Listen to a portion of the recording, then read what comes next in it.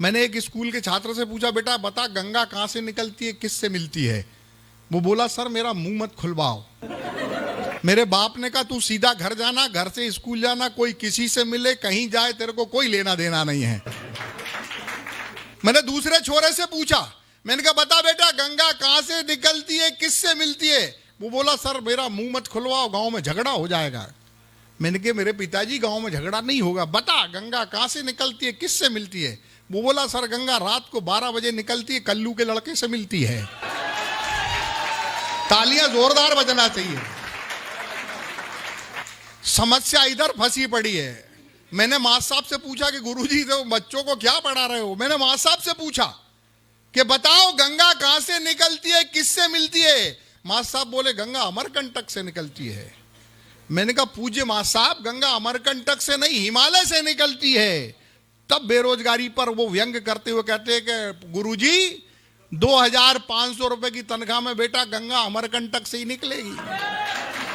जब तक पूरा वेतनमान नहीं मिलेगा गंगा हिमालय से कोई नहीं निकलवा सकता। समस्या इधर फंसी पड़ी है।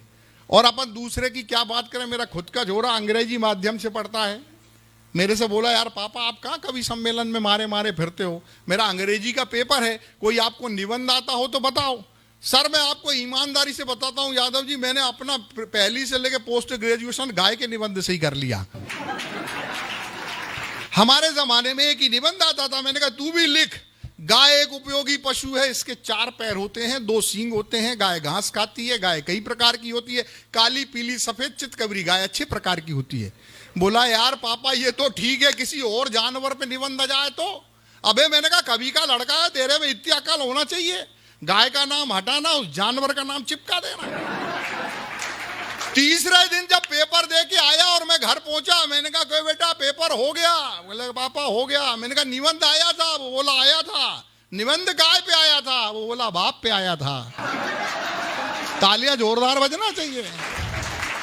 अबे मैंने कहा तूने क्या लिख दिया? बोला लिख दिया बाप एक उपयोगी पशु है, उसके 4 पैर होते हैं, 2 सींग होते हैं। दीपक भैया कमाल तो जब हो गया लिखा है कि बाप घास खाते हैं। अगर बात यहीं तक होती तो ठीक, आगे वो ये भी लिखा है कि बाप कई प्रकार के होते हैं, काले पीले सफेद चितकबरे बाप अच्छे प्रकार के होते हैं। समस्या यहां फंसी पड़ी है कि एक बात वो ऐसी लिखा है जो मैंने भी उसे नहीं बताई थी। वो ये लिखा है कि बाप सुबह शाम 2 लीटर दूध भी देते। समस्या इधर फंसी पड़ी है।